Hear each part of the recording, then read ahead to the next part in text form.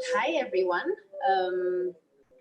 my name is Valencia, and today we are doing the second edition of the Artist Living Room for this month, where we will be sharing some of the works created by artists and performers for the Metamorfosize concert back in May.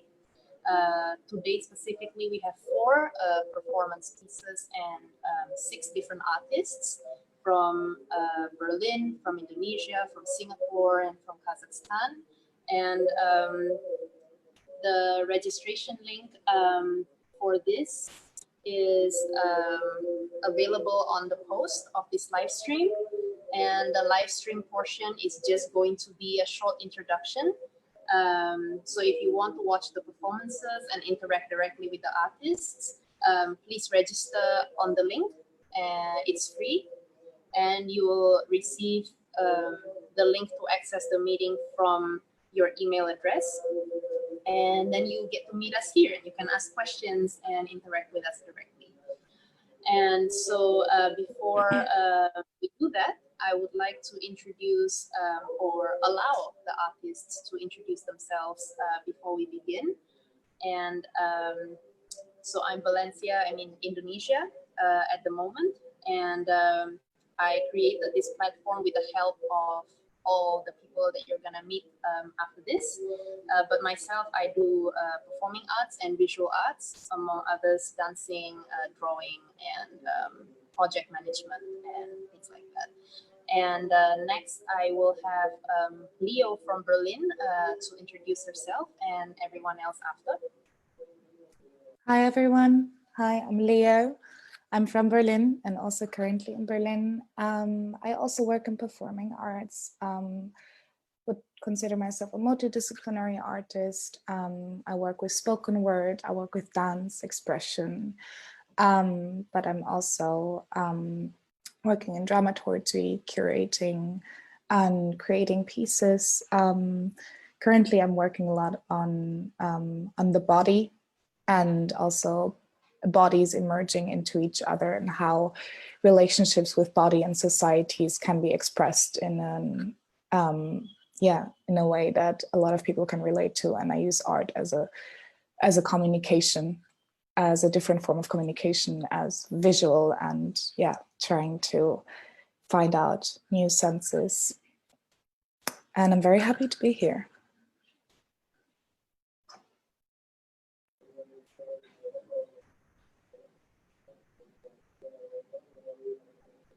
Okay. Hey, I'm Levi. I'm based in Hamburg, and I'm a non-binary artist, and I work with performance art. I work with painting, and also in the interaction between them too. And currently I also working with bodies, and also how to show the inside to the outside, and also how is this connecting.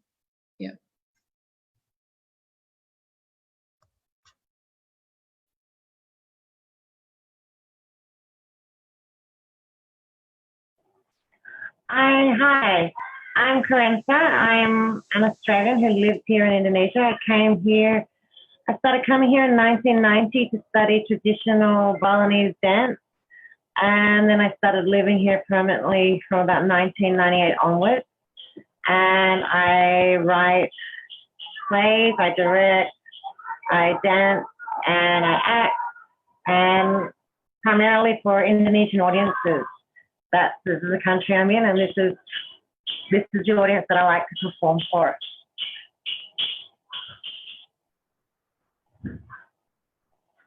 That's enough.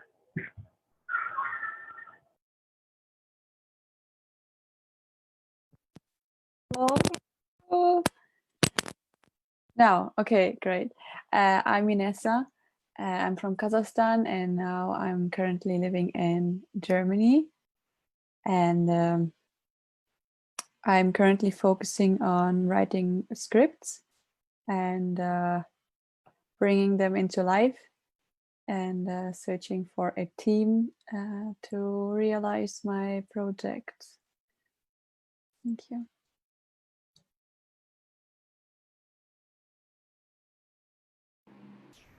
Hi, I'm Hafeez, Hi, I'm Francesca. and we are from Singapore.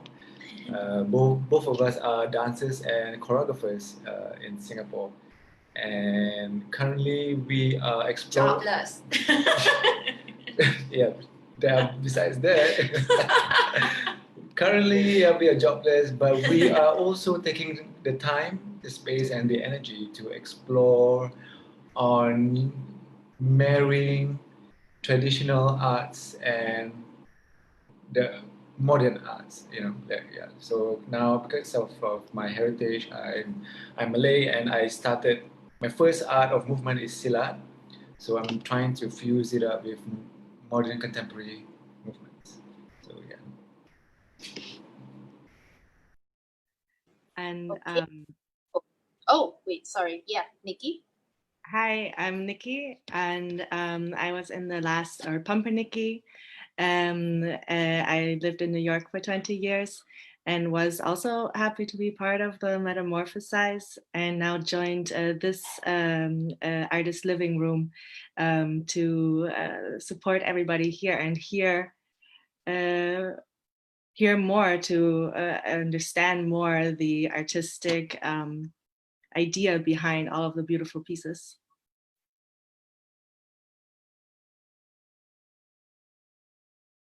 Okay, thank you, Nikki, and for everyone for introducing yourselves. That is the brief introduction that we have, and now we will move into the specific items, which we have four for today.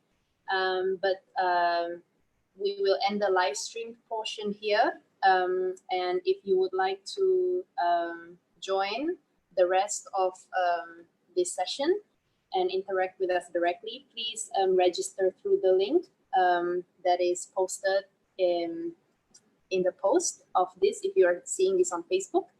And we'll see you here. And ta-da, live stream is done.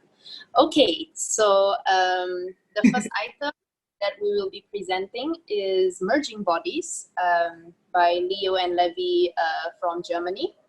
And before they will begin talking about it, we would just like to showcase the performance video, which has been edited to be shortened for the purpose of this artist living room. So Hafeez, if you could help us play the video, that would be great.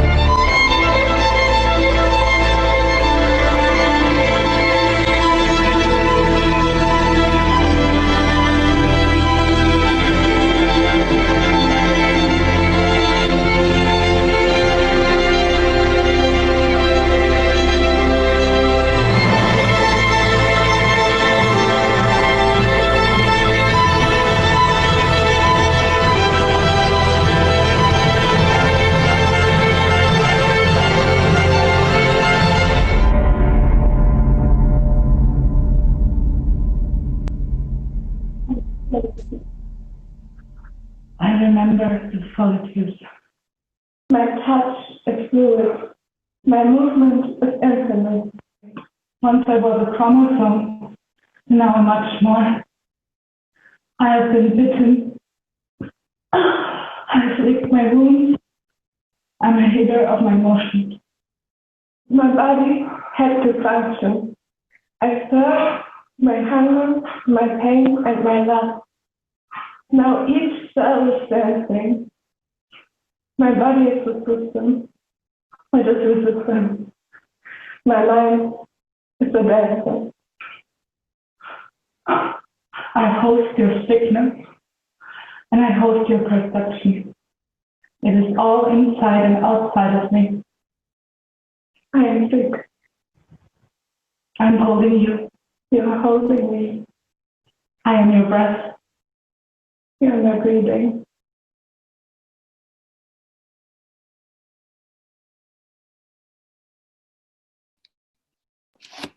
Yay!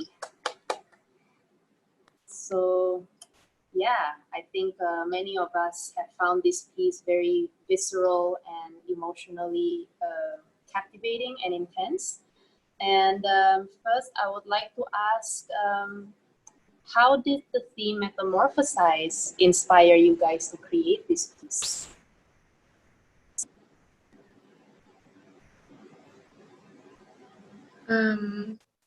Okay.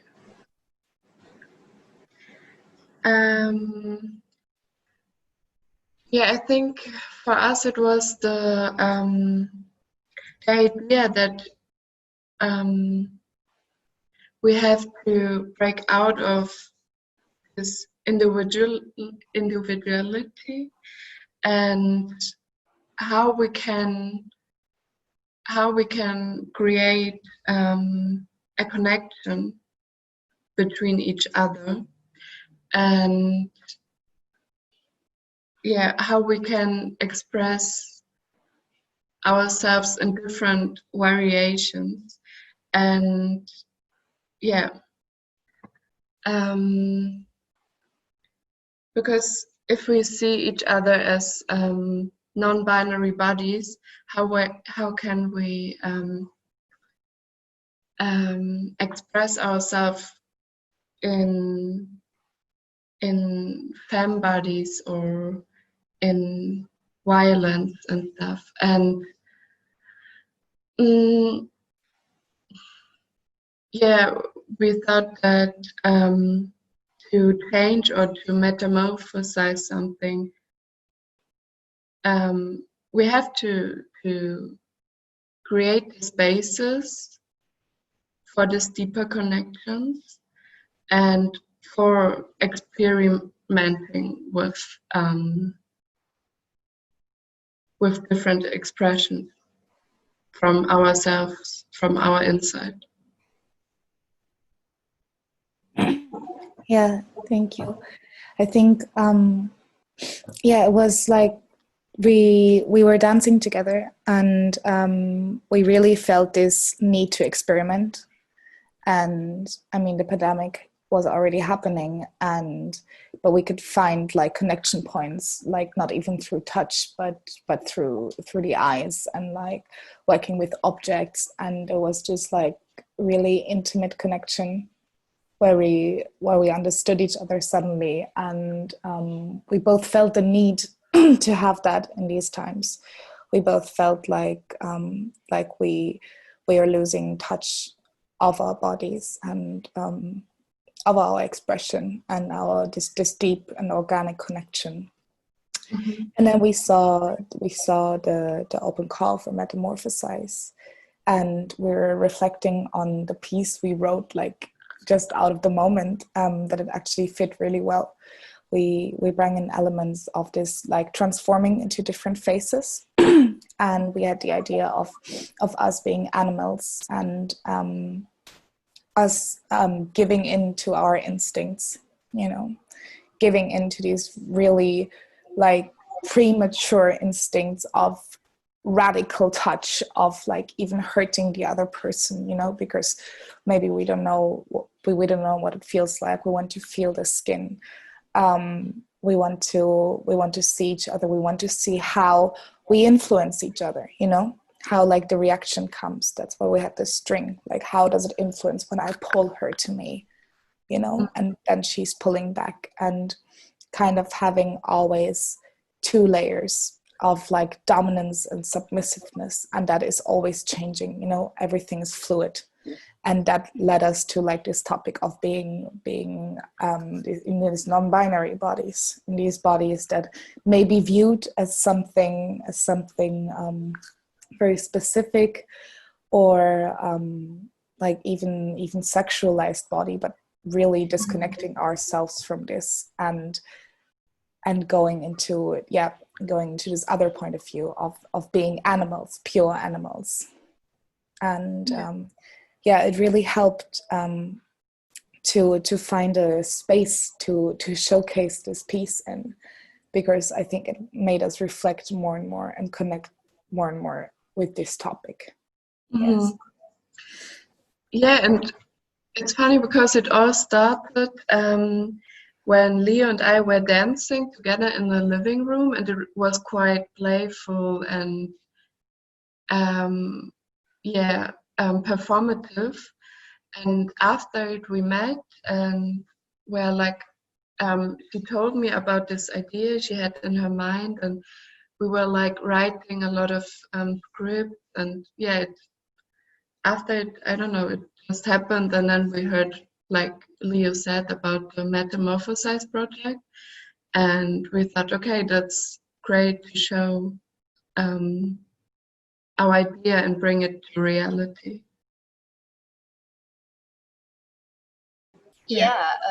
For me, there was this impression when I watched it that it feels like you guys are actually one person. I don't know, it felt kind of like you are one person, you know, and you are talking to yourself, or two different aspects of one person talking to each other, and fighting over each other and trying to come to an understanding. And so it's very fascinating for me that you are expressing a kind of duality, but also kind of a sense of the union of dualities that exist within oneself. But you can also interpret it as two friends, or two lovers, or two family members in conversation. So I love the multiplicity of interpretations that are possible from this piece, and also with the rope. And I was actually just going to ask you how you define non-binary bodies, what it means to you, and how is this a significant element of this piece in a way? I'm curious to hear about that.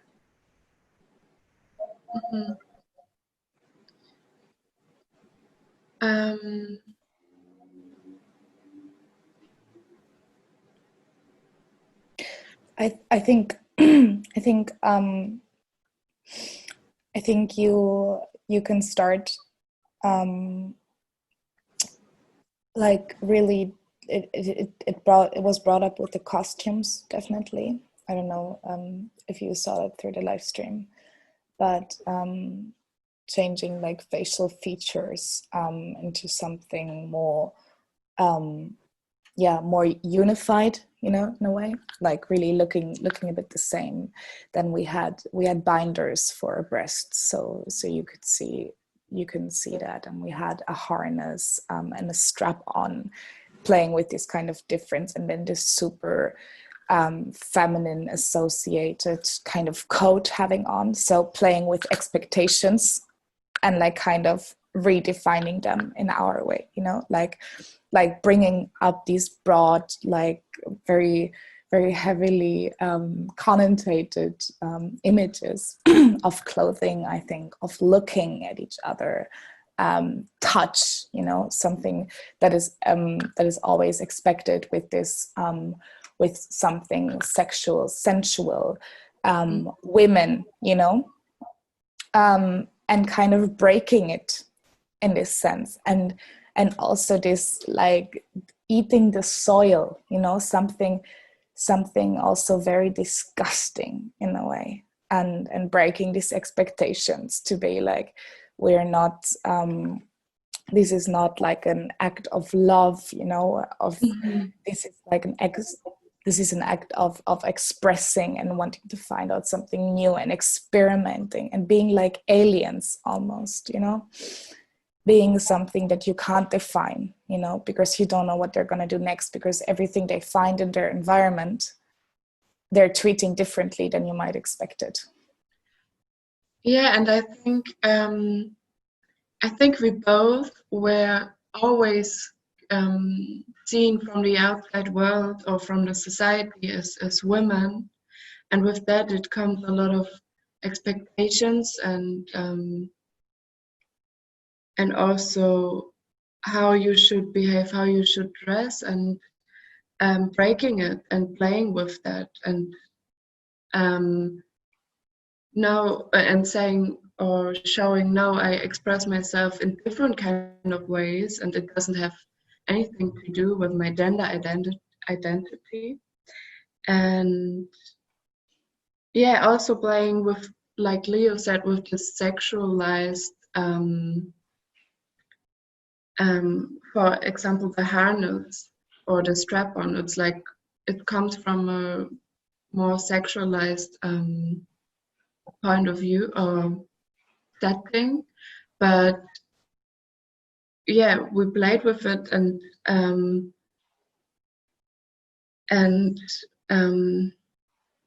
yeah, got it to a deeper level. I feel like not just it is for that or yeah. Yeah, you mentioned the soil earlier, Leo. I'm very curious about the significance of the soil, about what it means, and why did you bring that in? Was it always part of the plan, or was it spontaneous? How did it feel to eat soil? I think these are some very curious questions. You have, if you can kind of do this in 2 to 5, maximum 4 minutes, that'll be great. So I can go to the next. Yeah. Okay. So the soil was not an initial script, definitely not. It was not planned to be that way. We had a rehearsal going on of like 6 hours intensity and like trying out things first, a lot of frustration. We hadn't drank a lot of water, and then I started eating the soil, and Levi followed up with that.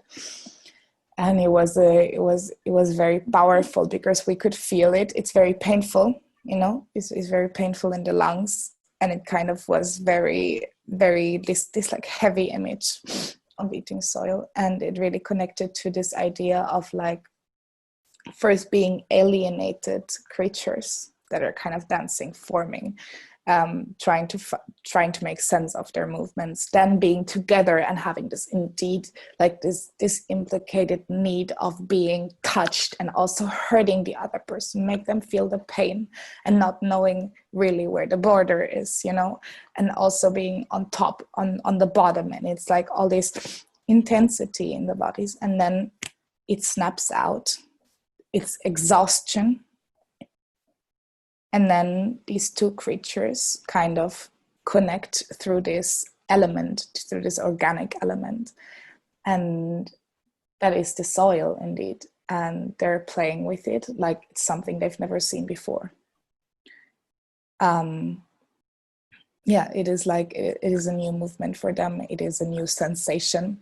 And they want to have this sensation, this object and this organic material, and they want to feel it on every part of their body, every part of the inside, and eating it and playing with it, and then also giving it to the other person, making the other person feel what we feel.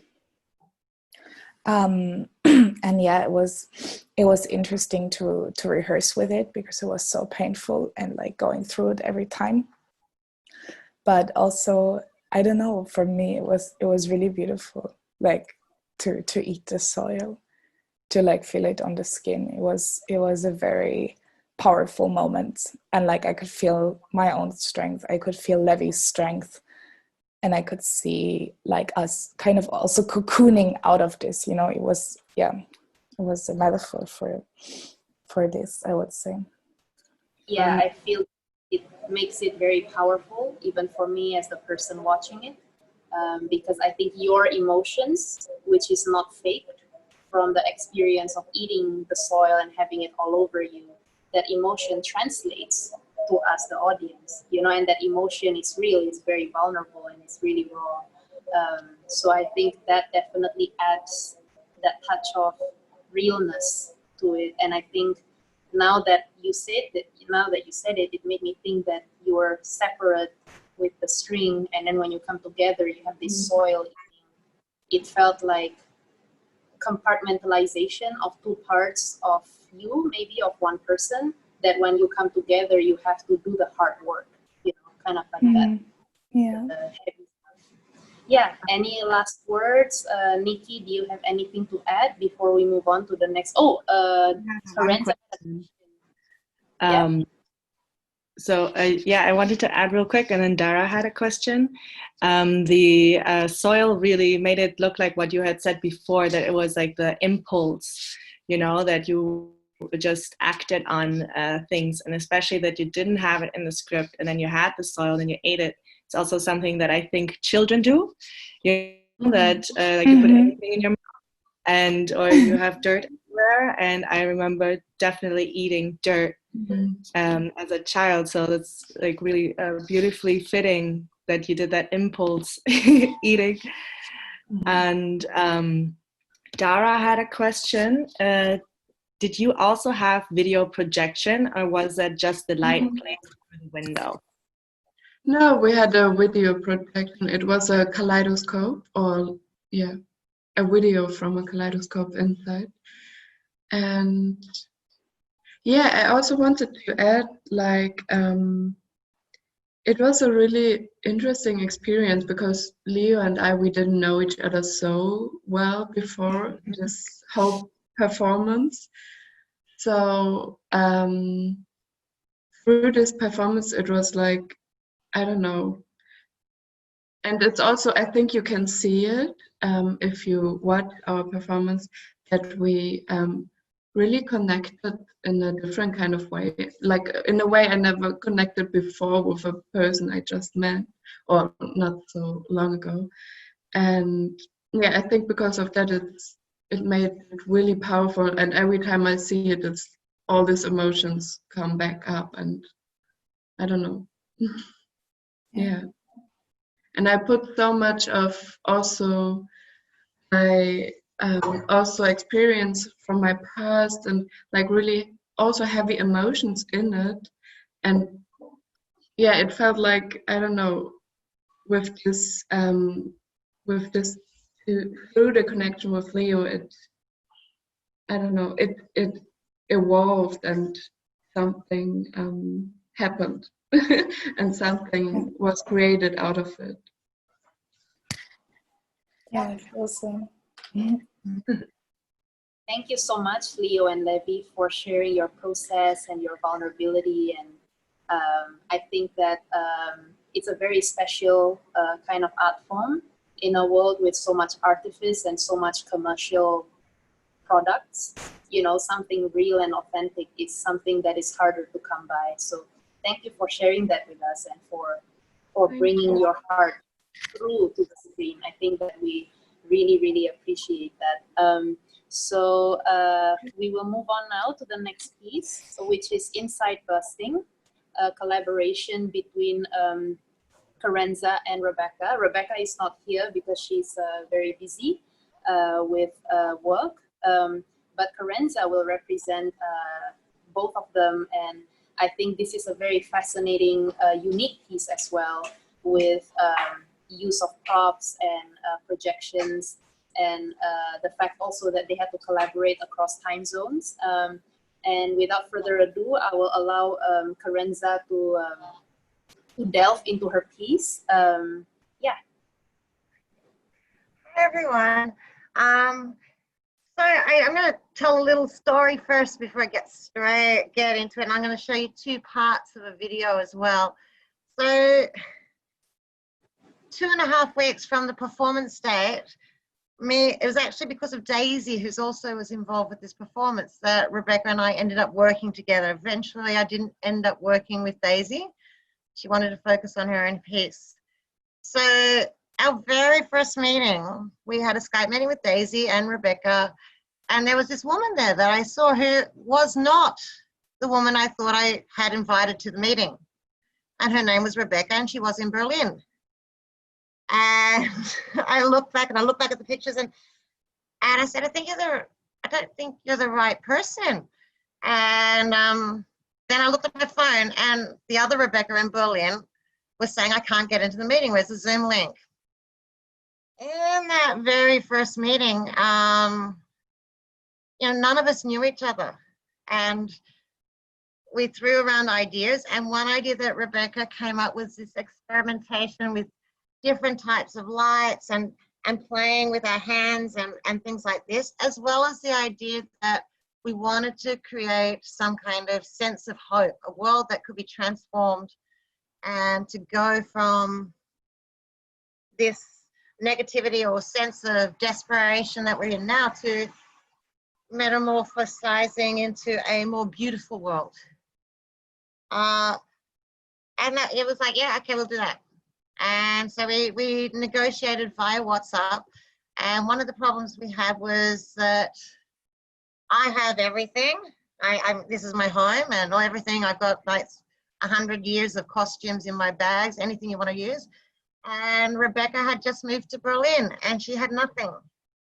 And so it was this thing where we were sending pictures back and forth, possibilities.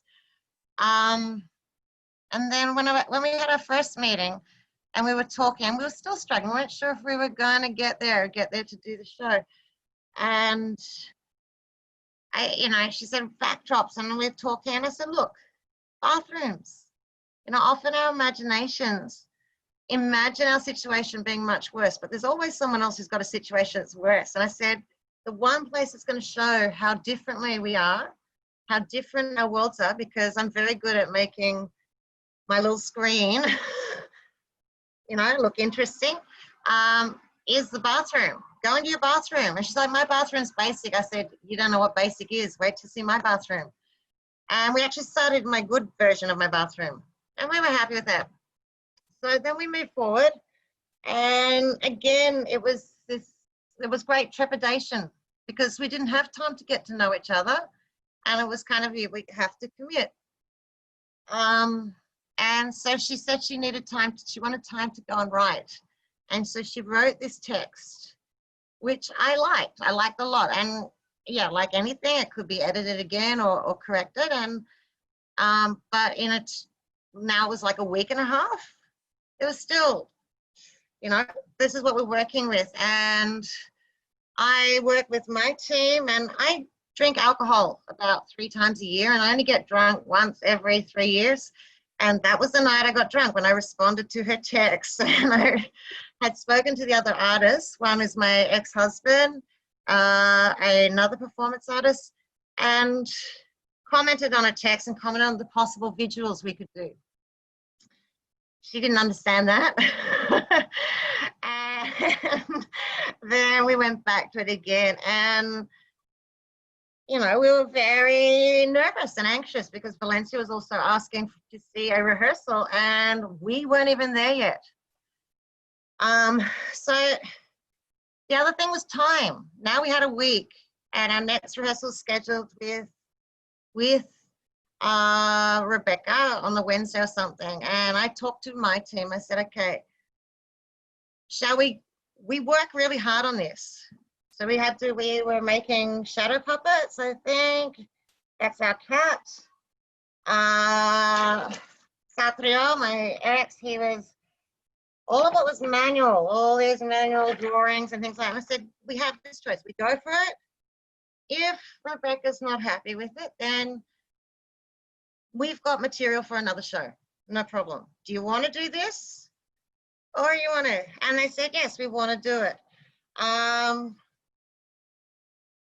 And we proceeded, and the show, and we rehearsed it. I even made a soundtrack for Rebecca, and I used a recording of her voice to help her see that what she had written was beautiful and amazing. And so I'll show you a little bit of it, and then I'll keep talking.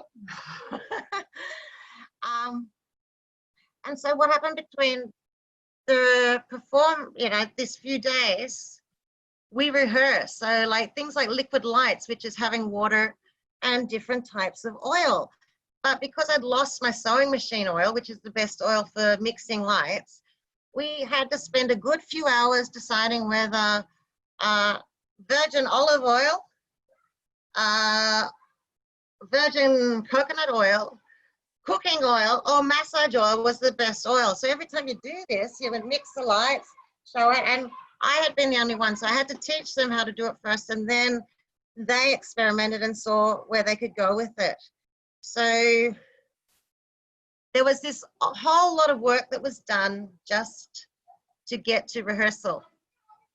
And so we came to rehearsal and we showed Rebecca, and she looked at it and went, wow, that looks so beautiful. And she's like, this is beautiful. And she was lying in a bath ready to do her dialogue. And she was just looking, and we were like, oh, thank God, she likes it. She likes it. And after the very difficult start where, yeah, because we didn't know each other and we weren't in the same space and Rebecca was alone, I had people to bounce ideas off. You know, this is the challenges of working online and also meeting for the first time. You know, we didn't have the luxury of really getting to know each other or the luxury of, you know, rehearsing, because she also, in the middle of this, she went back to work. And that was really stressful because she was expecting to be in lockdown and have more time for a few months. And then it went bang, she was back at work, and that affected our ability to rehearse as well, aside from the fact that I have a full-time job and I'm a mum and everything else that's going on. So I'll show you a little bit of the initial video of the performance. Share screen, come to me, share screen, yeah. Okay.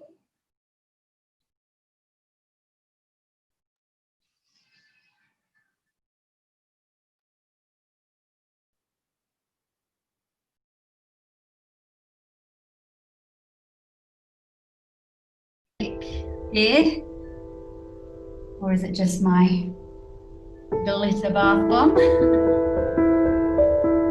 there's a parallel.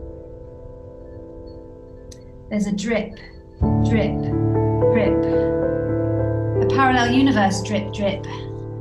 Follow the bubble of the bath bomb, my dear imagination. Dive in.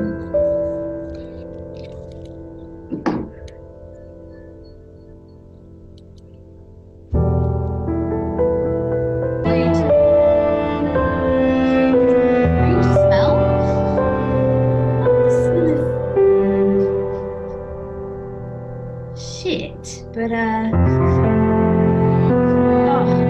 smell of a dead cat.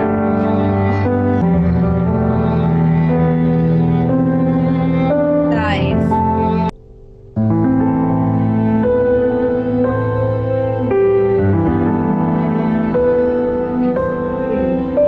Another a land of every single flavor and twinkling lights, and once we light until we are all one gold glowing mass. Light.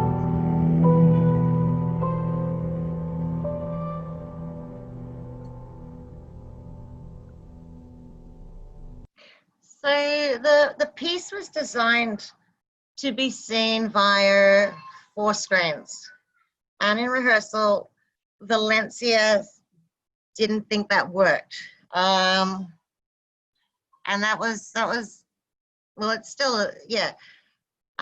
So what was presented was a 1 screenshot, which for me still takes away from the initial vision and the work that we did rehearsing, because we rehearsed for 4 screens, we rehearsed for 4 cameras, and I'll show you the rehearsal video, because the idea was that we would that it would be like seeing really a live performance. If you're sitting in a different part of the audience, you're going to see a different aspect of that performance, even if it's almost the same. And then there were these other moments. I mean, in the rehearsal video, what I would change would be that Rebecca would be on screen the whole time, which is not. So I'll just play the rehearsal video and I'll show you the moments of pause it in different moments. Dive in. So Rebecca had this lovely moment where I'm diving into the toilet and she is using a glass jar filled with water and putting it in front of her face. So every sort of video effect that we were creating was actually done manually and rehearsed, and she ended up having to get someone to help her pass that glass jar to her to create the effect that she was going underwater. Glossy material that holds me like flowing. I know this place. Oxygen. Here we can breathe. What you see here, if you look at the rainbow and the flooding of the colors, that is the liquid lights, and that's being done manually. And so what's missed in the live performance is being able to see the liquid lights coming into shape, because it was the camera, a lot of the time the camera was on my face. It was also to see these different angles, because what you see is the person who's operating the liquid lights, he is transitioning and he comes into the camera shortly. Bring in the clown. There's a joke for every illness that will bring your soul to wellness. Clowns of every feeling, we laugh kindly at our sadness. We dance in celebration. Our hearts are open. It's a dance that everyone knows, that everyone can do. Suddenly, our bodies are made up of twinkling lights, and once we notice, the lights get brighter and fill us up with a marvelous magic energy. So even like this little transition, so the guy with the mask, the white mask in the right-hand corner is my son. Then there is Dewantoro. He was one of the puppeteers and he made all the artwork. He then comes into the screen with another mask.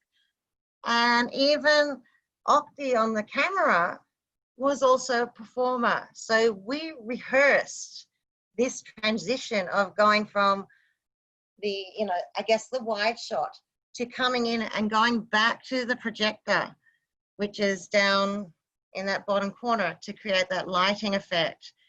And if I can this idea that we are all connected and all together. See tiny streams of light coming out of my body. Yeah. And I see they're attached to everyone around me, human and non-human. I see now how we are all connected in the smallest, most fundamental of ways. Dancing the same dance, living the same dream, lights bleeding together until we're glowing light. I've just used up my time, haven't I? We have maximum 3 minutes if you want to talk more, because I have we can also a question. So then from your perspective, you preferred for a virtual performance to have it be shot prior rather than live. Is that what you... No. We talked about that. We thought we could have, we discussed it at one stage, the idea that maybe we should just video it, and do it. And it was like, no, the whole point is that it's live, that in live theater, live performance, it happens now and mistakes can happen. Yeah. Yeah. Because we wanted it live. Mm-hmm. Yeah, and with the lighting, I think both times it looked very beautiful. I do see with the screens, I think it's also actually a cool thing to have in the Zoom, to have the screen so that you can take over the whole stage, so to say, like you did, with your puppets, and also with having somebody reach something in so that she could be drowning. I also liked how you had the wording come in. It made it a lot easier to understand the text. And how did that, how was that inspired from Metamorphosis? Just the idea of transforming society, of creating a new world, of having a world of hope and of dreams. Rebecca really wanted to leave the audience with a sense of magic.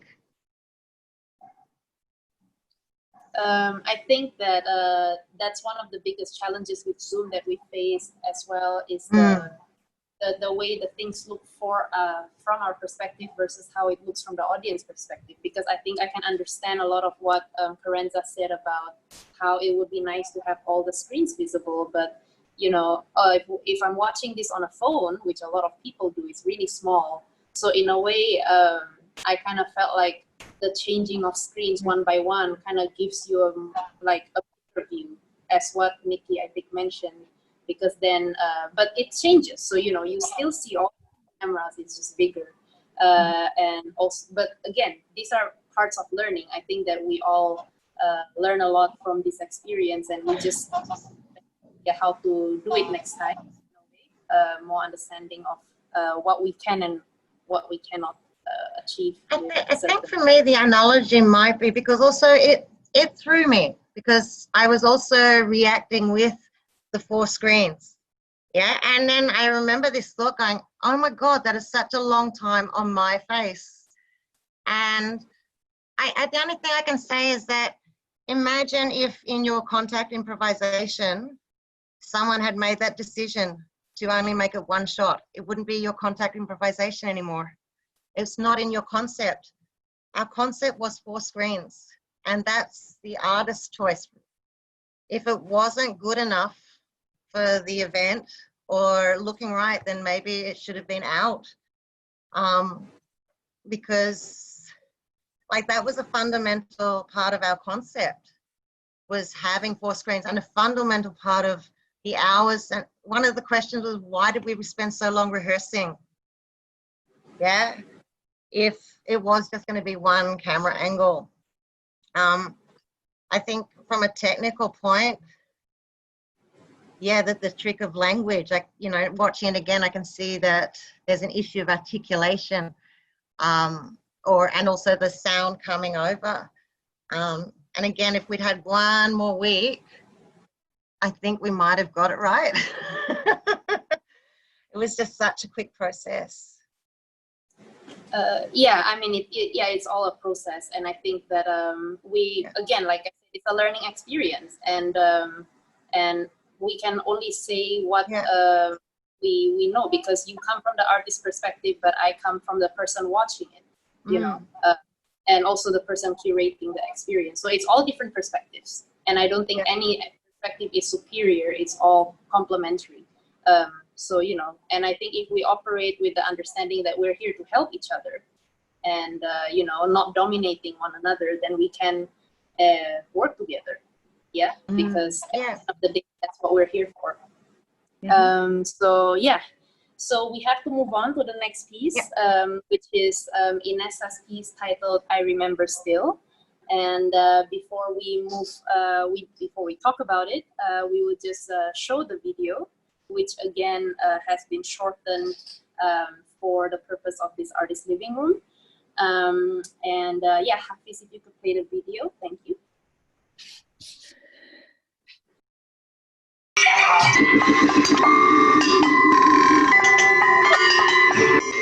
Start.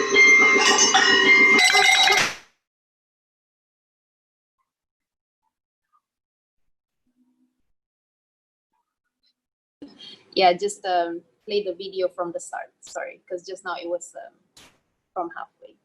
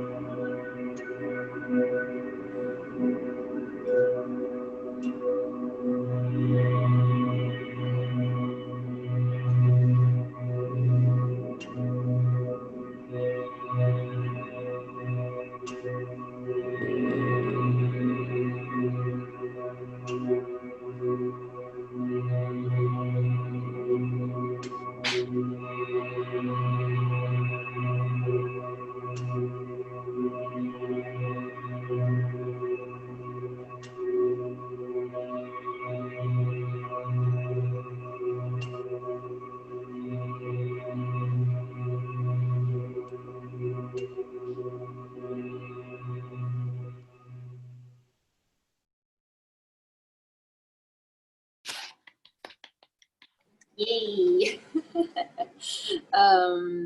Yeah, so Inessa, I basically was kind of talking to you at the beginning of the conception of Metamorphosize, and I was aware that you had this piece as an idea for a live act involving 3 chairs in one room and involves direct audience interaction. So I think I am curious to hear you describe how that idea evolved into what it has become for this concert, if you feel inclined to share.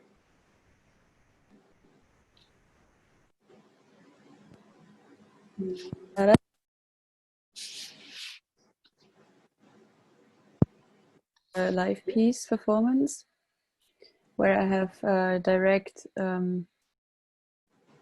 feelings with the audience, and it was the idea that I am somewhere, and there are people, and the people that are interested in that I feel this person, and kind of reflect on my movements and my actions, what I feel from this person. Everything that is kind of distracting me to feel this person, that I express it until I feel this person, and then I want to sit in stillness with this person and really connect to it and to express in front of this person what I feel towards him or her, to give kind of a mirror what he is meaning to me, that other persons have this, if they want this kind of other experience of themselves, until we can meet purely. And as you can see, maybe in the performance it's a bit different, because I made the decision not to do it live, because I just don't know if it would be the same. And so I did it a bit different, from an angle which shows actually that every single state is okay, from the beginning until the end, and everything in between, which also totally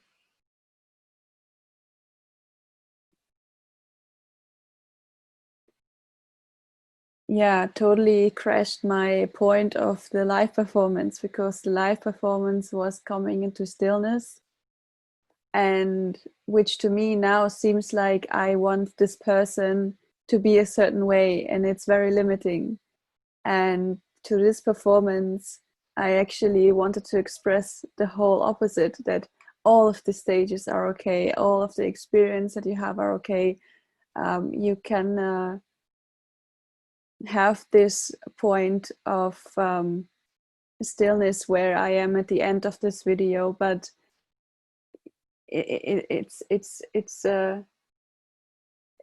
it cannot be there all the time. So it's more than encouraging message to just be however you are, rather than showing the audience that you can have this stillness and you should go towards it. So by all means, it's not a preaching moment or something in this video. It's just about experience it all, and all the meaning you want to attach to this video, you're very welcome to, because it's a very individual process. And yeah. Oh, sorry, Nikki, go ahead. Thanks. I definitely felt actually that like one-on-one connection with what you did at the end, with staring at the audience through the camera. And actually, I think maybe even more because of all of the reactions that had happened before, you know, and then having that moment of stillness, and just, it was beautiful for you to stare directly into the camera because I was definitely looking into your eyes, and I felt like you were looking into my eyes, and that formed that connection that you were speaking about. Mm-hmm. And what I wanted to ask you is if there was an inspiration from surrealism in your piece. I don't know. I mean, my whole life to me is very surreal. So it's it's the same. Yeah. It's just I don't know how your perception on life is, but yeah, for me, everything is very intense. Everything is very surreal. I don't know if I just said something I wanted to say, or did I really say it?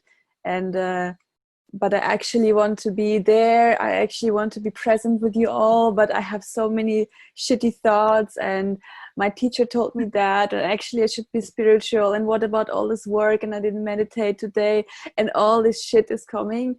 And for me, that is very surreal to have like 100 million voices in my head.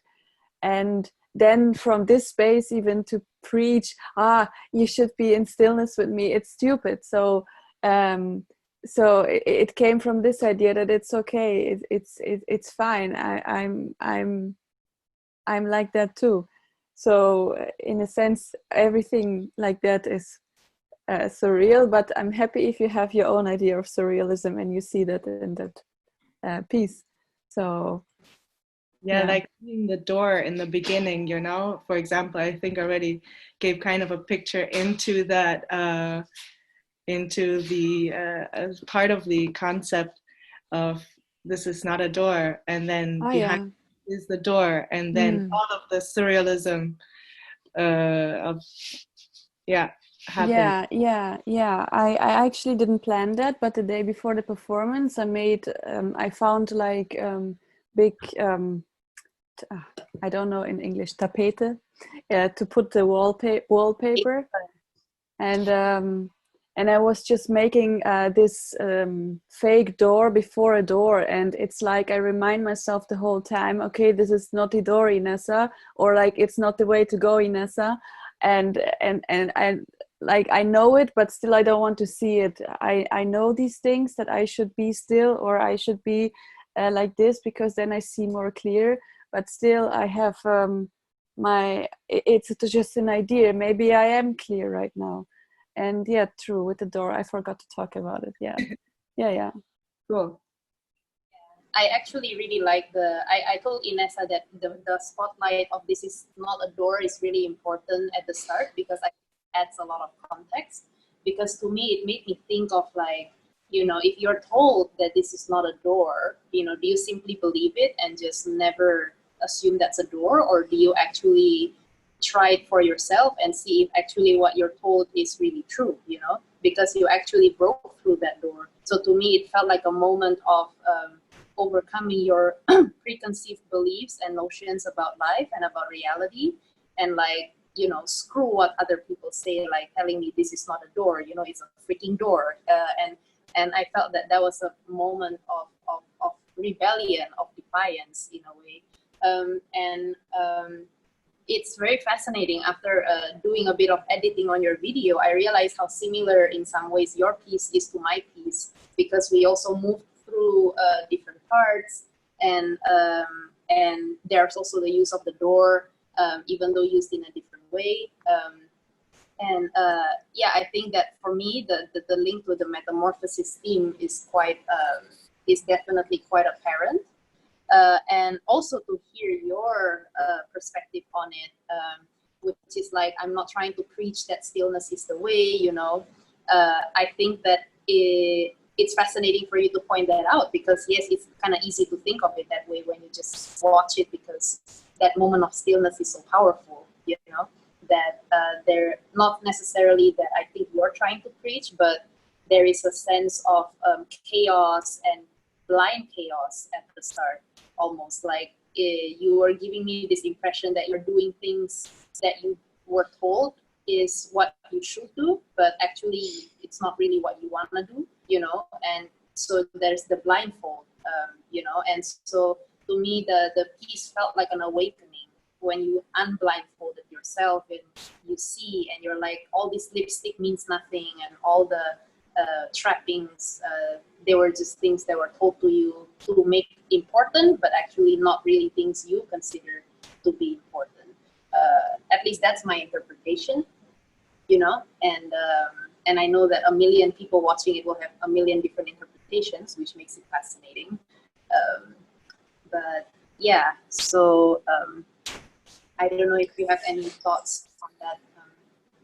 Yeah, so my last note on it is, of course, I can go into detail on all the details and all the thoughts I put into it, like the costume and the makeup and the light and transitioning from one to the other.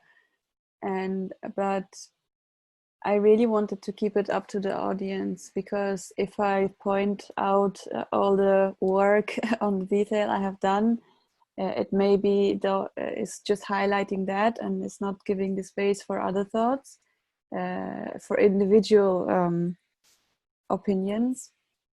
And I really would like to keep it that way, that I don't talk so much about my interpretation and my thoughts into it, because I tried it. It doesn't work, so I just leave it. Yeah, but it definitely really brought up a lot of interesting and very painful and weird conversation about it, and a lot of pushing on, like, okay, it's such a brilliant idea, why don't you tell it, why don't you show it, why don't you express what you want to express, why don't you tell them what you want to say? But nobody will understand it anyway, so for me the point is just to show it, and that's about it. Yeah, that's like the most clear I can get.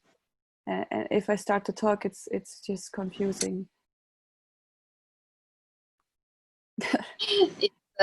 It's funny because when you mentioned how your entire life is surreal, so you don't even know if this is influenced by surrealism, it's because I've talked to you in depth. When you said that, it just made so much sense, and I just wanted to laugh, like, oh my god, that is so true. But yeah, it's in a way that's like an honest expression of you. And I actually have a friend who mentioned that your piece made this friend feel uncomfortable. It was kind of triggering in a way, you know, and that was a fascinating response as well. Maybe having to do with the sound, or something subconscious that was uncomfortable, you know. Yeah. Like, so which is yeah, the thing that art is there to do, no? yeah. So yeah, I will move on first, and then if we have time at the end, we can come back to certain questions for specific people. And thank you, Inessa, for presenting your and for sharing with us some of your thoughts and processes. Next up, we have Dear Butterfly, which is a collaboration between Nicole, writer and poet, who is not here today, but we have Hafeez and Francesca from Singapore, who collaborated with Nicole despite having never met. And I think they created this within a week or a week and a half, I'm not sure. But yeah, I think they would like to show the piece before going in depth to it, which again is also a shortened version of the full piece. So Hafeez, if you would like to play it.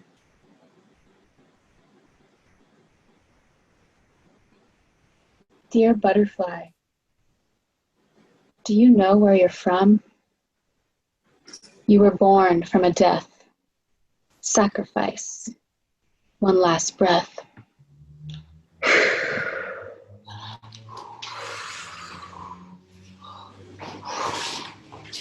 A complete change of form, rebirthing, power. One moment crawling, then floating to a flower.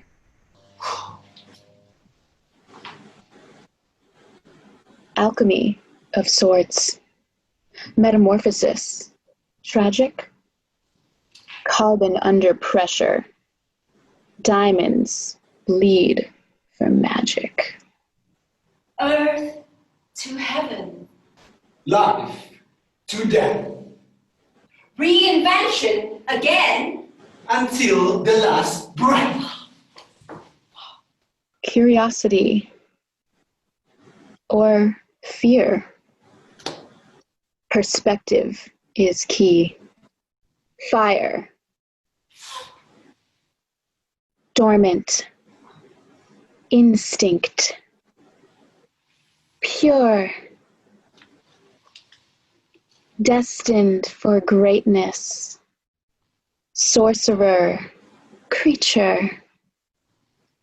You've shifted forms to fly. In the sky, allowing you to soar, soar, soar, soar. Baby to mature, mature, mature. Such a strange change when you rearrange. In chrysalis, it's a synthesis. It's called life, and death is its antithesis. In a chrysalis, it's a synthesis. It's called life, and death is its antithesis. In a chrysalis, it's a synthesis. It's called life, and death is its antithesis. In a chrysalis, it's a synthesis. It's called life, and death is its antithesis. Parallel human experience. Magic morphine appearance. Finding balance despite the interference of life. Commit to death of past that doesn't serve. Access your highest self that you deserve. Embrace all the phases. 'Cause darkness too needs praises. Thank you. I'm grateful. Thank you. I'm grateful. For the courage in me. The key is in duality. balance, and in harmony. Together, we can only see.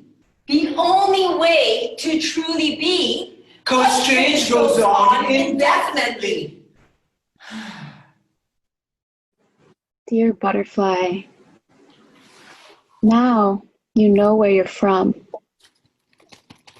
You were born from a death, sacrifice.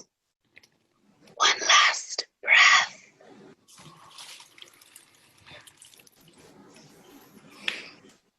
Change is a vital pillar. Dear butterfly, you're a beautiful killer.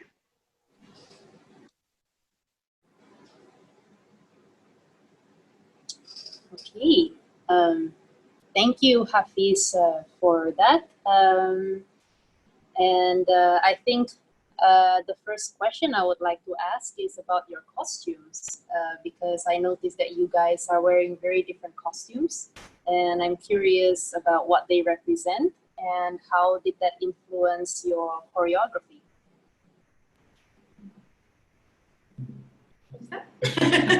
Okay, so basically I was the caterpillar and Hafeez was the butterfly. Yeah. So we were playing two parts. So if you, I don't know if you realize that I died at one point. Yeah, so So it's pretty much the representation of each metamorphosis stage. So she's got a very weird wig, which represents the head of the caterpillar, and a bit of stripes here and there. And I have the cape, which of course represents the wings, and the two antennas for my hair. So yeah. But I think we also wanted to keep it quite light and touch of humor in it as well. Nothing too heavy. Yeah. Yeah, it's very festive, it's like a Burning Man costume. Did you make that specifically for this, or did you already have these costumes? It's like existing stuff that we have in our costume wardrobe. Because just putting stuff. And also, more than ever during this lockdown, we would want to wear anything that we have because we don't know when we're gonna wear it again, you know. So Yeah, that's why. that's my point. Yeah. Yeah, and I remember that you were very interested to work on this piece because you were interested to work with spoken word. And I'm curious to kind of hear about your experience about that. How, what have you learned? What are some of the biggest challenges and all that stuff? I think it all started with Nicole writing her poem, her spoken word, and everything seems to be derived from there. Our role in the piece is to physicalize her words. I think also one of the challenges is, of course, just the different time zones, and also creating through the screen. Is creating an artistic piece. That's the and what works for a screen. Yeah, I mean, it's our yeah. first time really doing an actual performance for screen, so it's so different from doing a live stage. Yeah.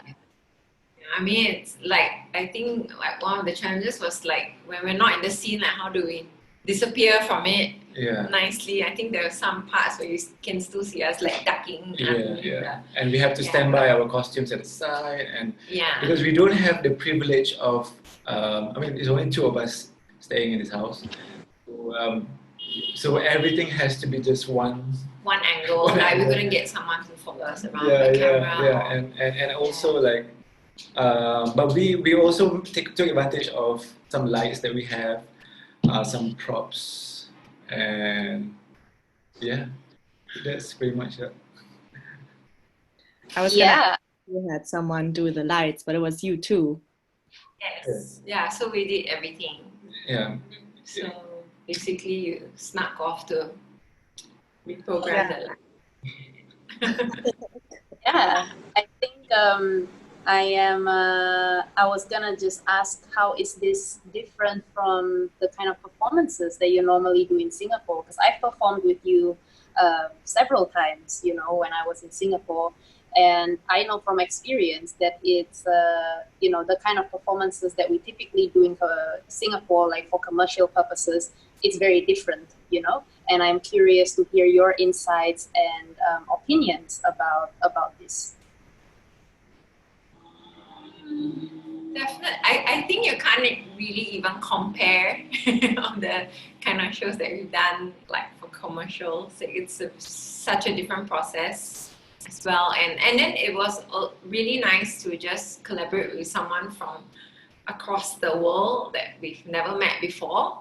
And I think that was so cool.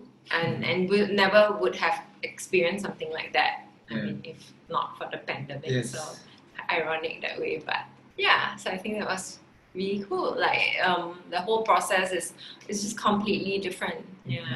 And I also wanted to say that we were so nervous before the show.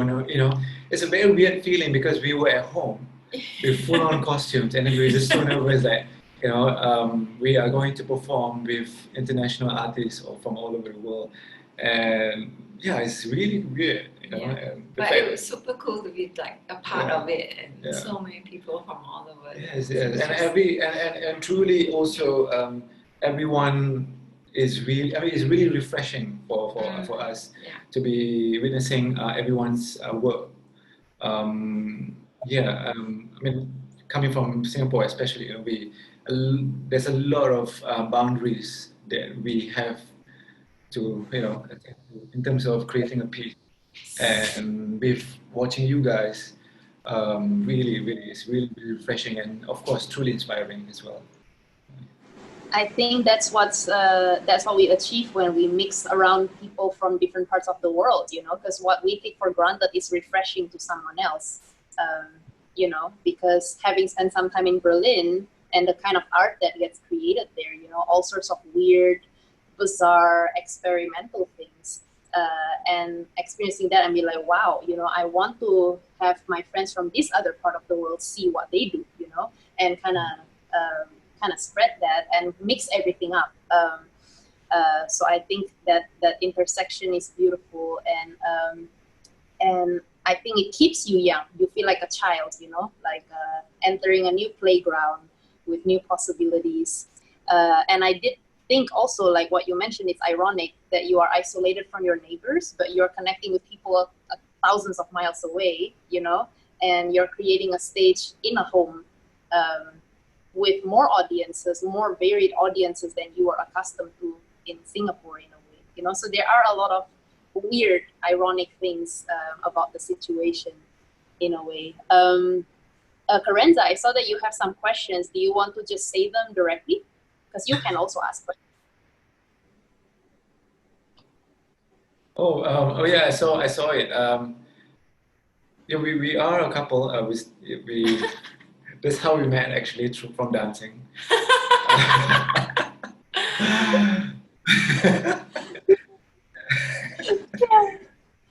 Yeah, we met and now we live together. What else? Yeah, and Hafeez was my dance teacher. I was telling him just a few hours ago that I came across a dance video from when I was 19 and he was teaching, like, you know, 2009, so long ago. And I was just like, oh my God, this looks so silly. Everything. But yeah, so that's that. Any questions from anyone else? If I can just say that with what was said with the words, that is the antithesis, and then having you actually do the duality with doing the funny performance and then having the very serious spoken word, it all completely works together. Did you where is Nicole actually? Where was Nicole? What do you mean? Oh, she was in America. She's at home. Yeah. She was.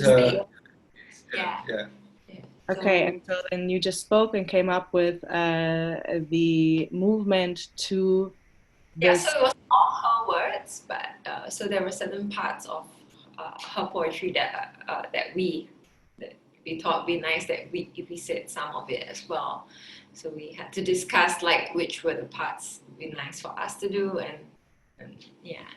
Yeah, because when you first see it, you would think that it is like not so serious, the spoken word, but then when you actually listen, so serious, and it actually totally shows the duality that you're speaking about. Super cool. Thank you.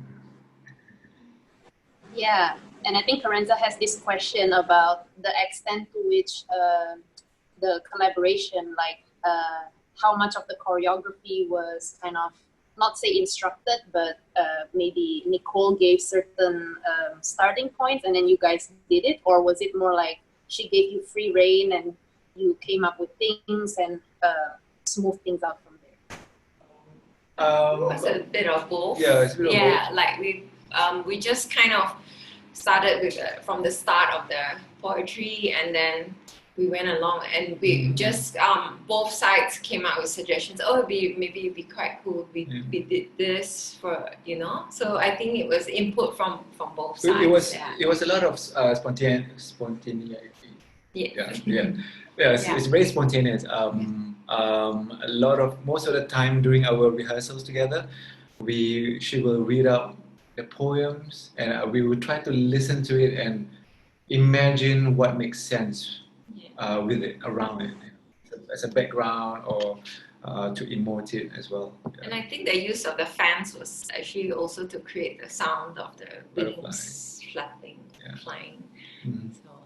So yeah, it was definitely a refreshing experience, like in terms of being creative in this way, you know, like it's like using of sounds and props and. But I guess dance movement wise, we came up with the dance part of it. Yeah.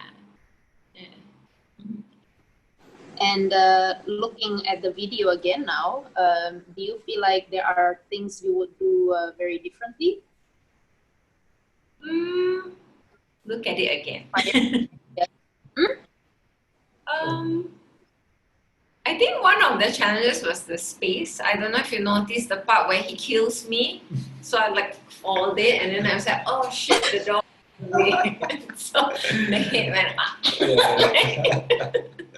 Yeah, I mean, yeah, the space. I think it was also like a very short rehearsal process. So if maybe if we did more rehearsals, it would be a little bit more refined, right? And also it goes back to, you know, in terms of performing from across the globe.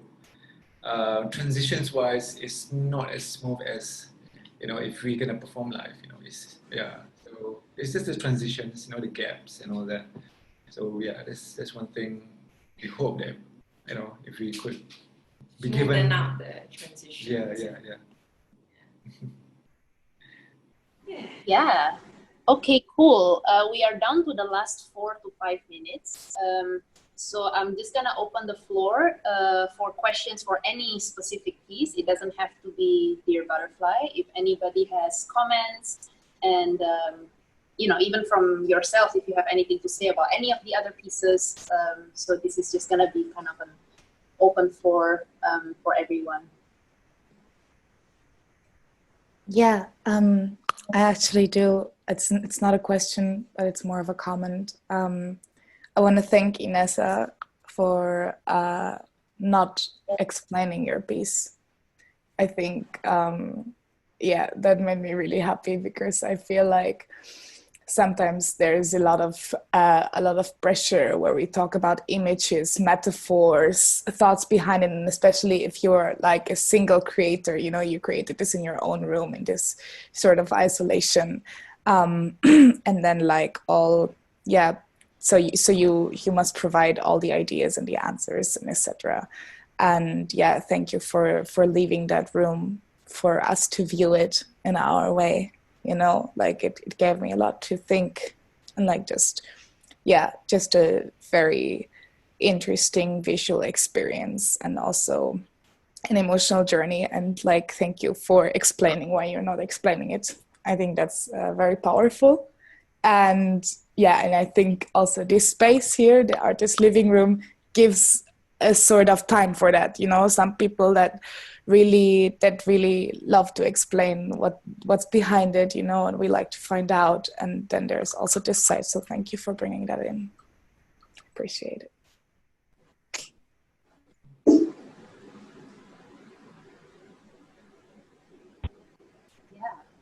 I think that it certainly is a fascinating perspective, and having done improvisational dance, I've also felt like the freedom of letting the audience determine the story instead of for you to tell the story is very liberating.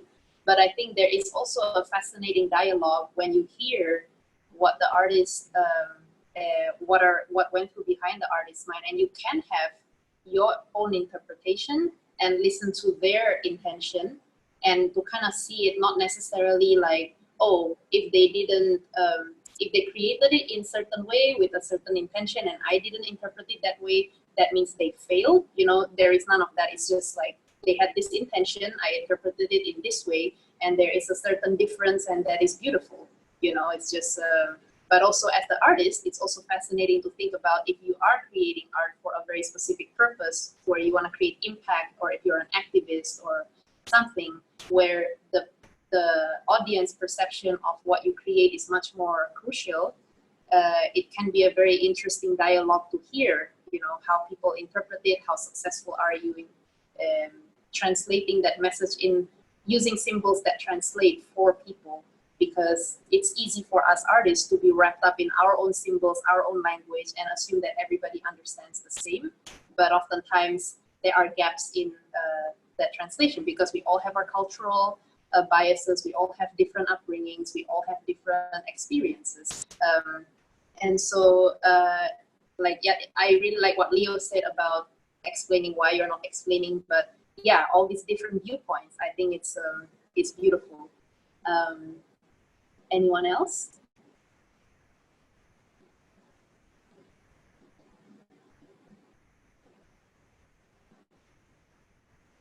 Nobody?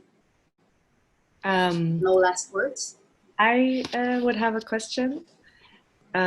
Shh, very quiet.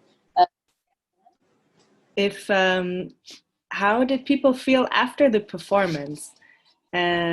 Actually, and actually, this would be the specific question for Inessa.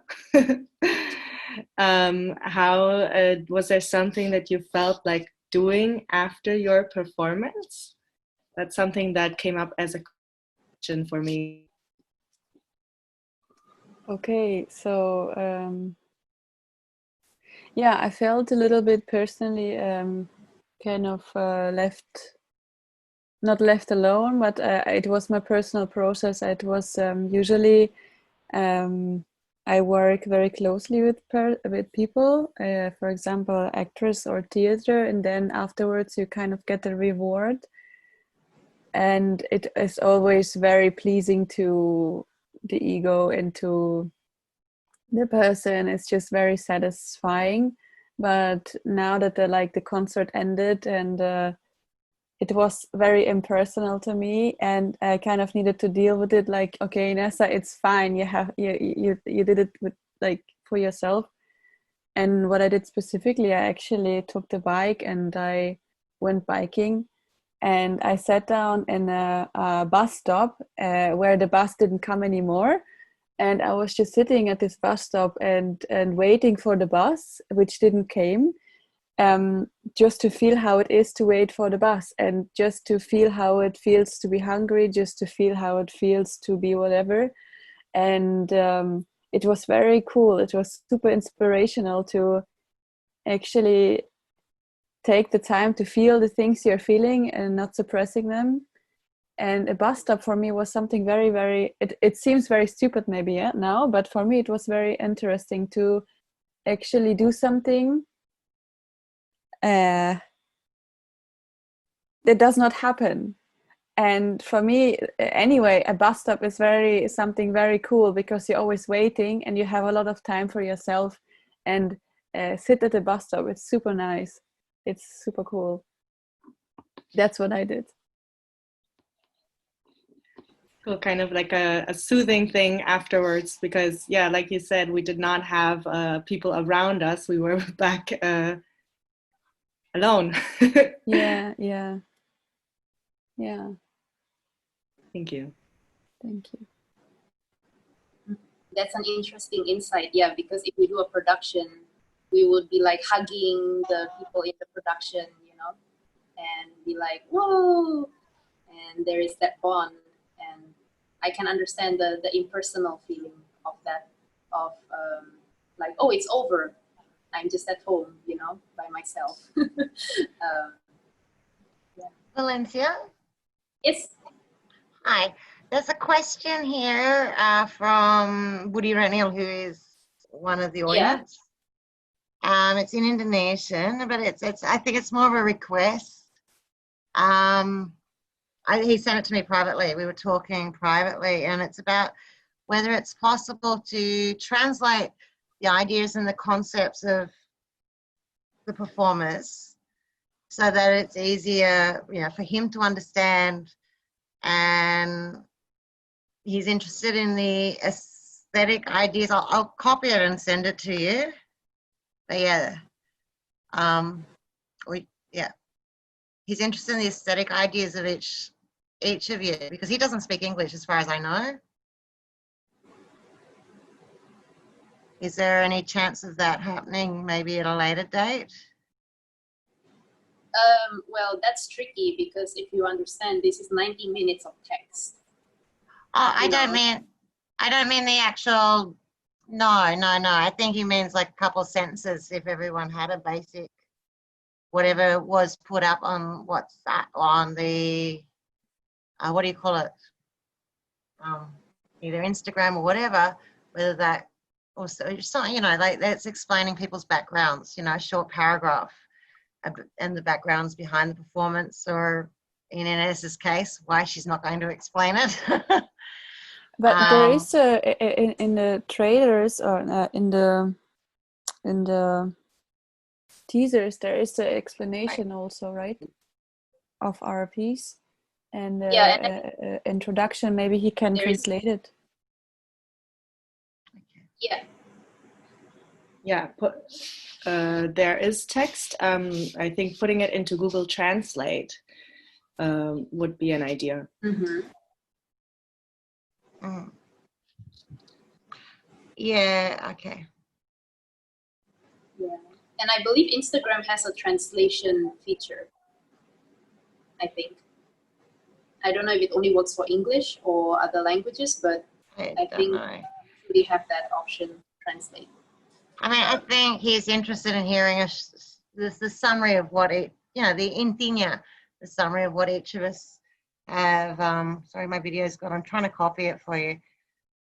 Of what each person's talking about. I mean, it's actually a very big concern for me. It came up when I was talking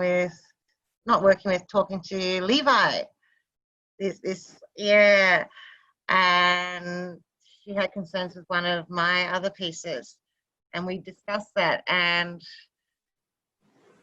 Singapore is very unique, but we were very, like, if you don't speak English, if you don't, yeah, there's no way you can be part of this world. And I'm looking at the audience, and it's my friend in this part of the world who is curious about what we're talking about, and it's been immediately rejected and told, go and Google Translate. I strongly believe in art being for everyone, and yeah, trying to communicate it across if we're, I don't know, especially if someone is interested. Yeah, I completely understand where you're coming from, but also if it is something that's manually done, you know, that requires manpower, that takes time. Yeah. You know, who's gonna do it? You know, that's the question, because it takes up a lot of time just to put up these events and organizing, even though it's only once a week, you know, and I definitely do not have the time to then translate all these texts into all the different languages by myself. So it's and really like, is it possible for people just to send a little paragraph about what you've done, what you've discussed, and I will translate it and just send it in the Instagram posts. Okay, all right. So what I just wanted to say, for example, like I think Valencia tagged us in Facebook, and it's a possibility to write us also on Facebook maybe, and like make the question, and we can translate it ourselves, and to have a conversation just like that, because I think we're quite accessible if there are questions. And even if it's in a different language, we can still translate it and have a conversation like that. Okay. Yeah, that's definitely an idea. Because as much as possible, I have tagged people in the posts relevant to them, whether it's Instagram or Facebook. Reach out to them directly or something. There are solutions. Any other concerns? No, just thank you, Valencia, again, for having us all do this together from all around the world. And I like hearing artist living rooms so that we can speak about the art that we put out there, because it doesn't always happen. You know, a lot of the time we put it out and don't end up having like a talk afterwards, and it's really special. Yeah, in Broadway musicals, you don't really do this.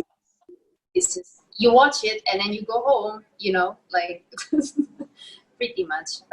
So I think these kinds of opportunities for connection is very special. And since this video will be up on YouTube and people can watch it 1 year, 2 years, 3 years down the road, this is really good material for future reference and for people to get to know you better as an artist as well.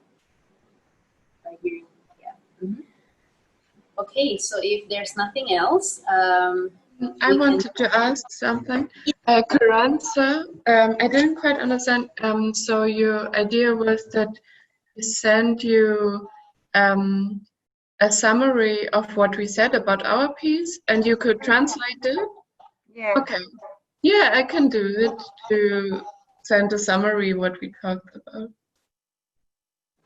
Yeah, I mean, it's not my question. He wrote it to me. Yeah. He's been sitting there. Yeah. I appreciate that. Thank you. Okay, yeah. So it's the one person who is with us in the video? Woody. Okay. And he don't understand what we're saying. I don't think he speaks English. Oh, okay. Wow, that's. Oh. But he's very active in the art scene here, organizing different programs, and also, you know, he's an amazing lighting designer, and a performance artist as well.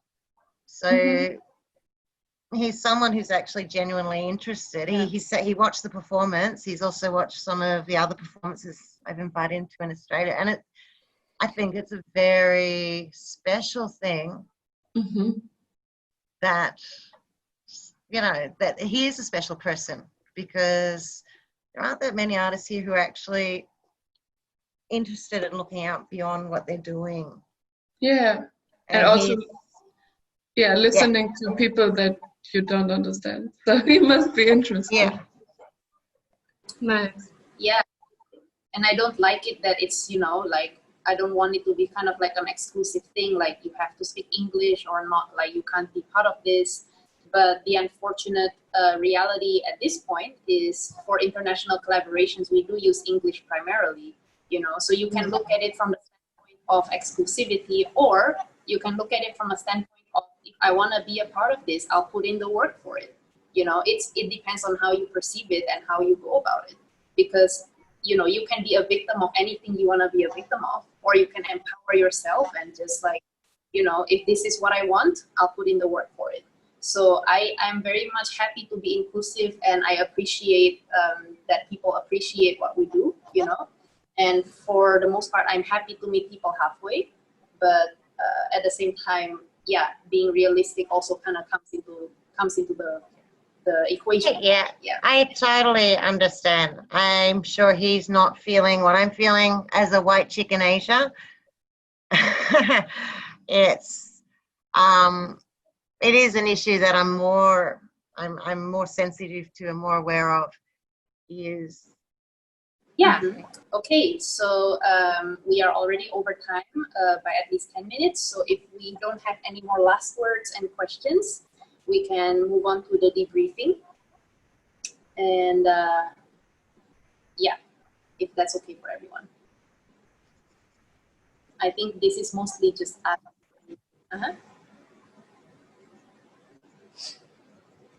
all good. Thank you for all your work. It's a tiring job. It's a tiring job, I know. When you enjoy it, it's not so tiring. And there's lots of hours. Yeah, but time flies when you're having fun. It's the week of the concert, I felt very energized despite eating less and sleeping less. It felt like the doing of this nourishes me, you know, like outside of food, and I kind of actually felt very repulsed by food sometimes. It's a very strange experience, and that's unusual for me because I love food. Like I normally love to eat, but during that week I felt almost like yeah, which is strange. Like you need to eat more because you're doing a lot, but yeah, that's kind of the experience. Okay, so if nobody has any more questions, we can move on to the debriefing. I gotta go, guys. Yeah. Thank you so much, everybody. Yeah, thank you so much, everyone, for your time. It's beautiful. Yeah. And I think, yeah, I really enjoyed this artist living room, and thank you for all the things that you shared. And yeah, we kept time pretty well, I think, today, aside from the things at the end. Have a nice evening, day, everyone. Bye. Bye-bye. Yeah. Ciao. Bye.